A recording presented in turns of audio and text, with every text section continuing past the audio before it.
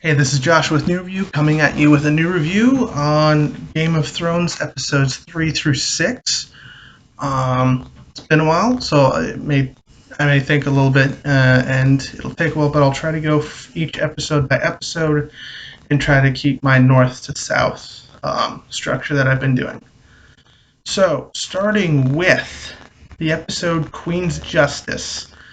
Um, the big things that happen here is Sansa is showing herself to be a very capable leader. She's going around making sure they have the supplies they need to last the winter, and like creating Winterfell as like a fallback point in the north, so that everyone can survive should the Whites and the White Walkers get over the wall and start attacking the north directly. And she's also talking about how there asks about how their armor isn't being fitted with leather, and so on and so forth. And then the big thing here is Bran comes back, and so Bran is reunited with Sansa and is back home. However, he's a little odd. Um, and this stems from becoming the three-eyed raven. He's now a little cold and doesn't really seem to understand social cues anymore, which is a little weird because he visibly startles Sansa by talking about her wedding. And yeah, that unfortunate stuff. The next areas will be Dragonstone and King's Landing, so I'll start with King's Landing. Um, so first, it starts out with a procession of Euron Greyjoy's captives, Yara, Elaria, and Tyene. Um, these are presented as his gifts to Cersei Lannister, well, at least Elaria and Tyene. Um, and she has something really special planned for them. Yara is also taken away. And so this alliance is cemented, and and he apparently gets to marry her at the end of the war. Now, for Tyene and Ilaria, much like how Marcella was watched, how Jamie watched Marcella die, Ilaria gets to watch Tyene die, and in the same fashion as well. And later, Scuttlebutt has said this is basically the end of the Dorne stuff. No, no more Dornish characters. They're done, which is unfortunate because I kind of liked the Dornish, even though they weren't as fully fleshed out as I think they should have been. Um, the big thing here in this episode is Dragonstone, and Jon and Dany finally meet, and it's awesome. And nephew and aunt finally meet, and they interact, and they can't really find any common ground. Um, and both Jon and Daenerys are very stubborn and won't move from their position of, well, I won't fight with you if you don't bend the knee, and I can't bend the knee because then Northerners and the Valemen will not follow me anymore, and I need them to protect, and I need them to fight the Night's King. So it's a big circular, I need you for Night's King, and so on and so forth. And Tyrion, and they interact with other people on Dragonstone, kind of talking about how they feel about Daenerys, why they follow her, and they're really impressed by how everyone seems to be. No, wait, that's a later episode. Anyways, um, and so Tyrion tries to reason with Jon, and he tries to, ultimately come to an understanding that at the very least Jon can mine the dragon glass and make weapons out of it, but that's basically it.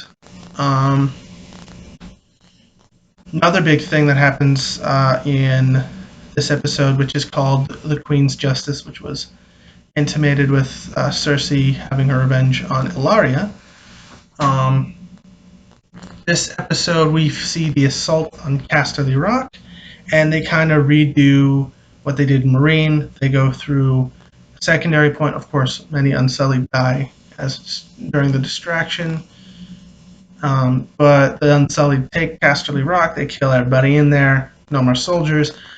But it was not as heavily defended as they had anticipated. They had anticipated about 10,000 soldiers.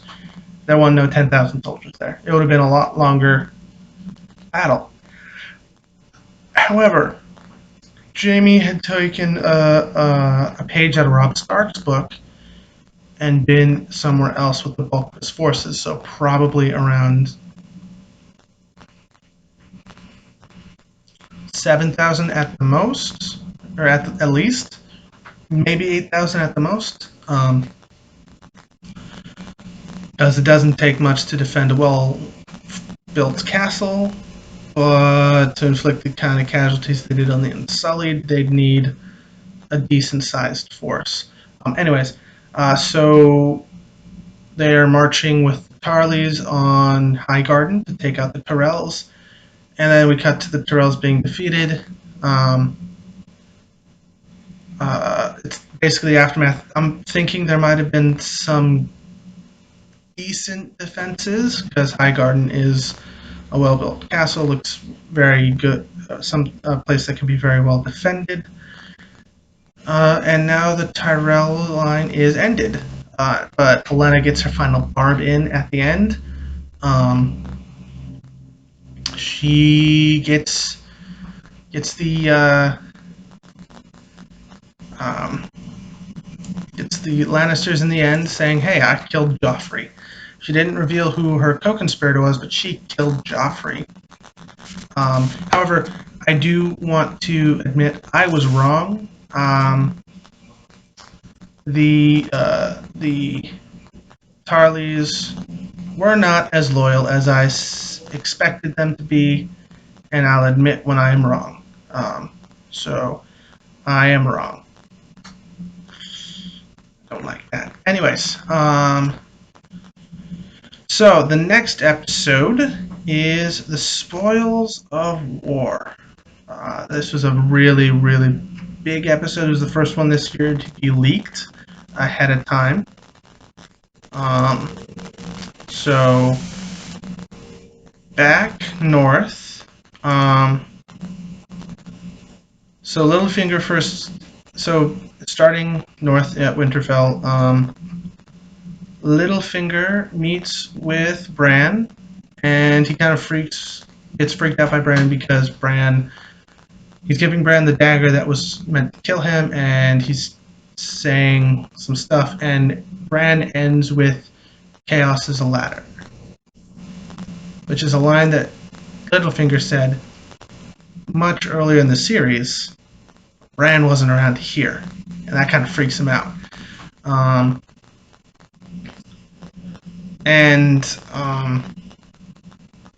He's still his very cold self, and he doesn't seem to be very. He doesn't seem like he's going to be able to be manipulated by Littlefinger, but he may be important in Littlefinger's downfall. I don't think until sometime next season, because we still need a villain that is intrigue based and human and doesn't seem to have a singular goal, like the Night King does. So he'll still be around, I think, but Bran will play a part in his downfall. And this is when Mira leaves. Right after this scene, Mira leaves. And she seems to be. She's much sadder than Bran is, even though Bran should be just as sad, but. Really, I think there was something more that Mira felt towards Bran, but she realized that he's kind of dead. Not being dead, because he became Three-Eyed Raven. And so now that he's the three-eyed raven, he's not really Bran anymore. Um, and she's kind of angry that so many people died for him. She nearly died for him, but he doesn't seem to be a normal human anymore. Um, then there's a really nice reunion between Arya and Sansa. Of course, after Arya is basically denied entry at first, kind of like at King's at the Red Keep back in season one. That was really funny. And this reunion scene is in the crypt, and they're talking about how no one's alive who knew what Ned looked like because they're at his tomb. And that's both true and not true. No one who knows how to carve knew Ned, and anyone who knew how to do that and knew Ned is dead. And then Arya is finally reunited with Bran, and she's given the dagger that Littlefinger had tried to pawn off on Bran. And this comes in play much a little bit later, when she goes to train with Brienne, and it's a really cool scene, a really cool fight scene that I really enjoyed. So it was a cool scene. I can't think of any other way to do it, and it was awesome. And it needs to be there more because it's awesome. Um, yeah. So that's that. Um, little thing from last one. Um, from the last episode, Queen's Justice. So yeah, Jorah did get healed by Sam's attempts with the methods he read about, and he gets chastised, but he's not kicked out of the Citadel. Anyways, so back to the Spoils of War, episode 4. At King's Landing, everything seems to be going well.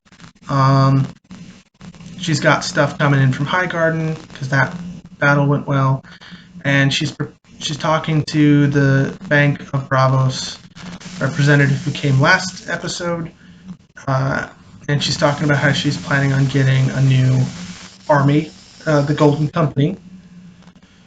So that could be a very interesting plot point in the future if that actually happens. And yeah, on Dragonstone, we are having this little exploration of the Dragonstone mine, and the Dragonstone mine includes these drawings and petroglyphs of from the Children of the Forest, and he shows Dany what their enemy looks like, the White Walkers, the others. And we see a lot of circular things from that we've seen before. That it seems that the White Walkers have kind of adopted from the Children of the Forest. And we also get this little intimation that maybe Jon and Dany are starting to catch feelings for each other, which is something that I predicted after their first meeting when I actually watched the episode. And we learned that Castle Rock was taken, but that the bulk of the Lannister army wasn't there. And Dany wants to use her dragons, but Jon basically talks her out of it. Later on, Jon and Davos are talking, trying to figure out what to do, and they speak with Missandei, and Missandei kind of explains what's going on, why she and the people around Dany are following her, and that's very nice insight that I think Jon needed. And this is when the Ironborn return with Theon, who had been rescued a little bit earlier from the ocean, and by a little bit earlier I mean previous episode. And There's this interesting confrontation between Jon and Theon that could have gone one of two ways, and only one of two ways. Jon kills him, or Jon angrily confronts him. He does the second one because Sansa is alive and Theon helped her. It's the only reason why. And this is when the rest know that Yara is still alive but captured, and Theon wants help getting her back. However, Dany is gone, and this leads to one of the greatest sequences and the best payoff the entire series. And it's been 6 years in the making. We see Drogon go ape on the Tarly Lannister armies with the help of the Dothraki, which I wanted to see happen first episode, but I was a little disappointed. And the entire thing is like a little bit of a callback to the first season with this conversation Robert had with Cersei. How one of those things was you don't want to face the Dothraki on an open field.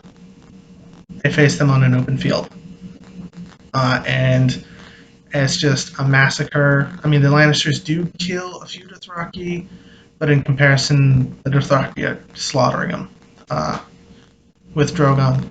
Drogon nearly does get speared by a scorpion bolt, and Bronn doesn't get killed for it.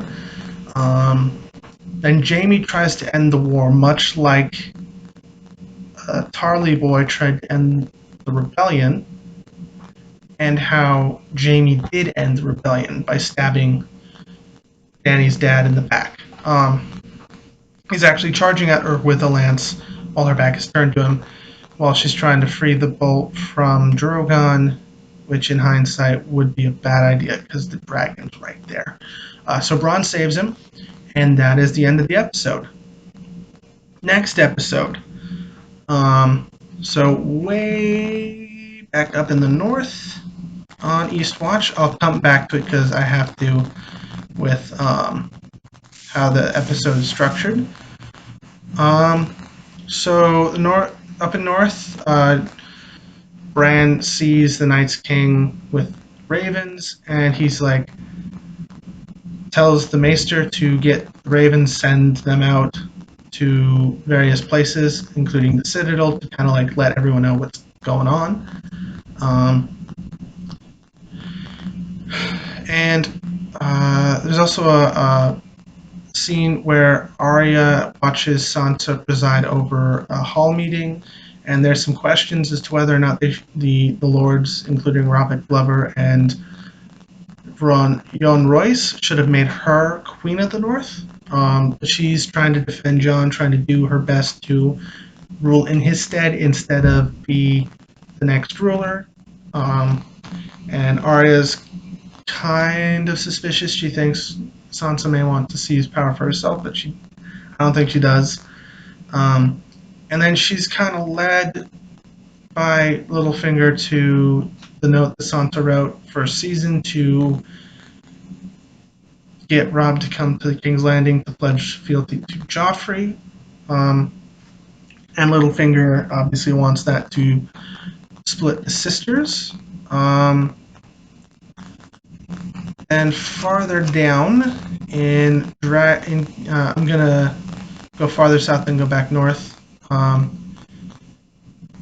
There's an immediate. This is immediately after, in regards to Bran's note.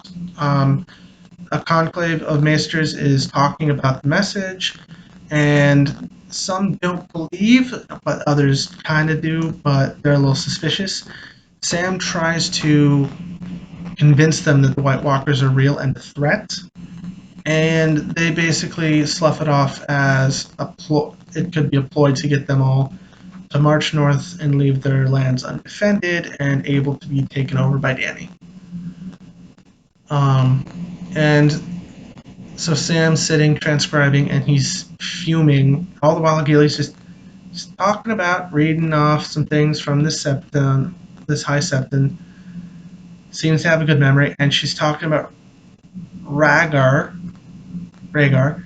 And then Sam just snaps, and this is his decision to leave the Citadel, which he does later with Gillian and Little Sam and a bunch of books. And that's the last we've seen of Sam. No spoiler. About the next episode, we don't see Sam. And then farther north, the aftermath of the battle. Apparently, Jaime was saved by Bronn, not only from being burned alive but drowned. And so they surface from in the river a little ways downstream, and then head to King's Landing.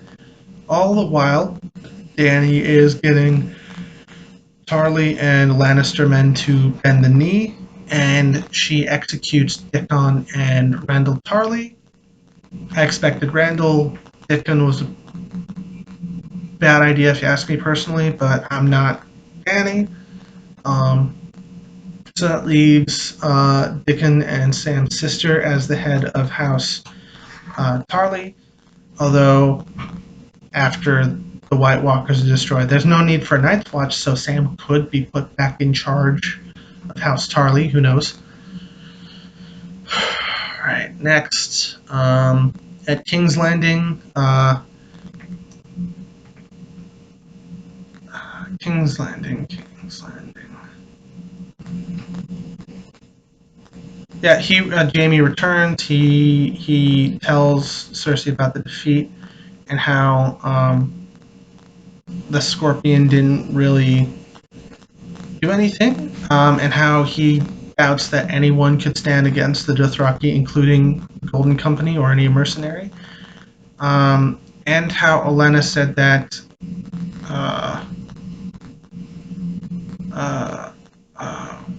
Olenna killed Joffrey. First, Cersei doesn't believe her, but then he kind of logics her into it, which is kind of weird because she seems beyond logic at this point. And so, and on top of that, he kind of is roped even deeper into her web by her admitting she's pregnant with his child and how she's going to admit it to the entire world. Which in their world is a bad idea, but she doesn't seem to care anymore because, again, she's beyond logic at this point. Because her children were her saving grace. Additionally, I'm going to jump to Dragonstone, then jump back. So at Dragonstone, Jon meets Drogon face to face, and instead of being intimidated, he starts to pet Drogon, and Drogon seems to like this. And Dany's a little confused. This is Jon's Targaryen blood showing. Just beyond Lyanna, there's no Targaryen blood in the Stark line, as far as I know. Pretty sure there's none. Anyways, or Stark blood in the Targaryen line. Anyways, so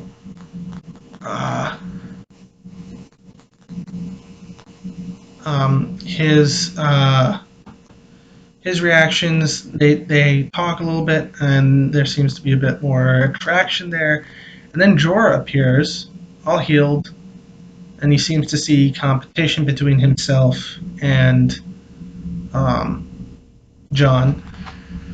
And Jon convinces Dany that they should have a meeting with Cersei, and they should try to convince her that the real threat is to the north, and try to have a ceasefire until that whole business is taken care of. Dany agrees only if they're able to get Cersei to agree, only if they can get a white, which is the only way that they could convince Cersei. I mean, Dany's all for it. She just needs this war to be not the war that she's fighting to not be an issue. So Tyrion goes to go inform Jaime, who is set to inform Cersei, which they do, and Jaime seems to lessen his anger because he clearly wanted to kill Tyrion, but he sees the logic in what Tyrion's saying. He's a little bit more easily persuaded. And additionally, during this sequence of events, Davos smuggled Tyrion in, he also went to go find someone, and it turns out we get Gendry back, and Gendry has a hammer that is really cool, and then he uses on gold cloaks with Gendry smash head, and it was awesome. Um, and so back to Dragonstone, after Davos gets back, Tyrion informs Dany that Cersei knows, and they'll just set up the time and place. Um, and Jon meets Gendry, and Gendry, instead of saying he's some random dude named Clovis, he tells him that he's Robert's bastard, and Jon and Gendry kind of bond over their shared parentage, even though Jon isn't Ned's bastard. Um, so they head north with Jorah and a bunch of other Northerners to Eastwatch by the Sea. Um, and Dany's kind of sad to see them all go. Slightly Jorah, slightly more Jon. And the Sunday kind of knows what's going up. And when they get to Eastwatch by the Sea, Tormund's not too happy. And additionally, neither is anyone else. And then we meet the Hound, Thoros of Myr, and Beric Dondarrion again. And everyone seems to hate each other. And Jorah is identified as a Mormont, and Tormund seems to hate Jorah because of Jeor. And so it's all lovely. And then they head north. And the entirety of the next episode is Beyond the Wall, which is the name of the episode. Well, most of the episode. So I'm going to go south to north this time. So in the south, Arya and Sansa seem to be at odds with each other. Sansa's trying to say, Arya confronts Sansa about the letter. Arya says she wouldn't have betrayed her family, which she wouldn't have, but she would also ended up dead. Sansa said that she didn't want to, but she had to do what she needed to survive, which I understand. And they both say that neither would have survived what the other went through, which I think Sansa would not have survived what Arya went through, and Arya would not have survived what Sansa went through. And Peter's trying to play to these fears, tries to get Sansa to use Brienne to kill Arya, but Sansa sends her away, ostensibly to the summit that Cersei agreed to have with Dany. And that's basically the gist of what happened in Winterfell. The bulk of the episode takes place north of the Wall, and so there are these little things where the characters get to acquaint themselves with each other or get reacquainted, in Gendry's case with a bunch of other people. And they first stumble upon a snow bear white, which kills a few of their number and seriously injures Thoros. It's a cool sequence, a really cool sequence, and apparently they've been trying to get a snow bear in for years, but hadn't been able to because of budget issues. So they were finally able to get it in, and the sequence was awesome.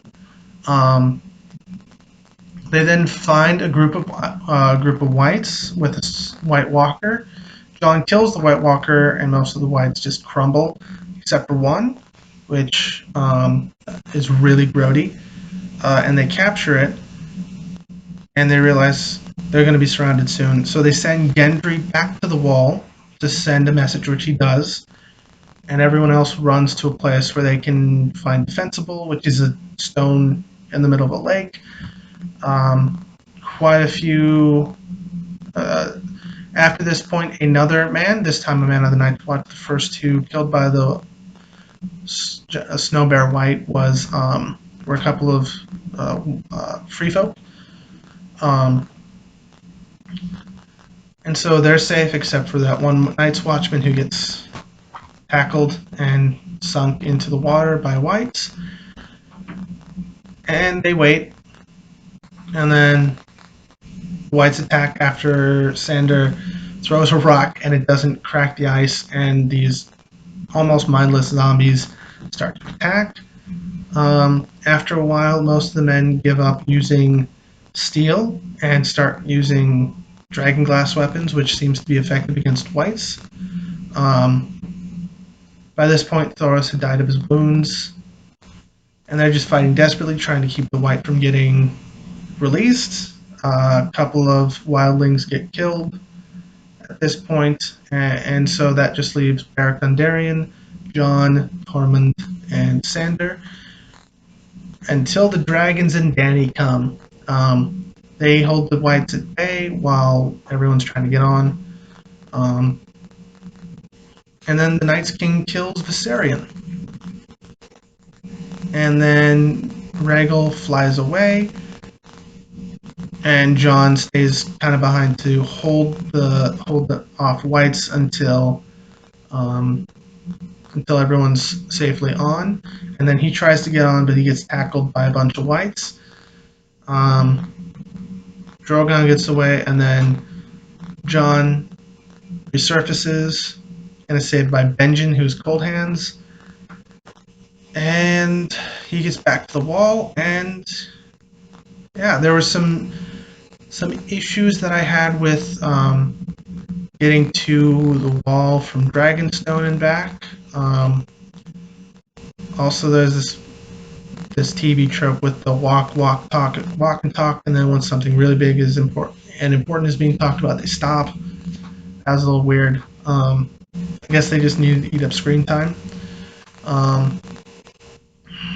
Also, Jon came up with everything that he had except for sword. His sword was left on the surface. I mean, if he got rid of his big heavy coat, that would make sense. But yeah, by the end of the episode, I was thinking Dany and Jon should just bang and get it over with, because it's coming. We all know it's coming. So otherwise, most of the episodes were pretty good. There were a few issues I had, like with Jaime seeming to drown and then not drown, which was a little weird. And of course, important plot points of Eastwatch by the Sea, Beyond the Wall. Otherwise, everything seemed awesome, and I look forward to the season finale. This is Joshua with New Review, signing off.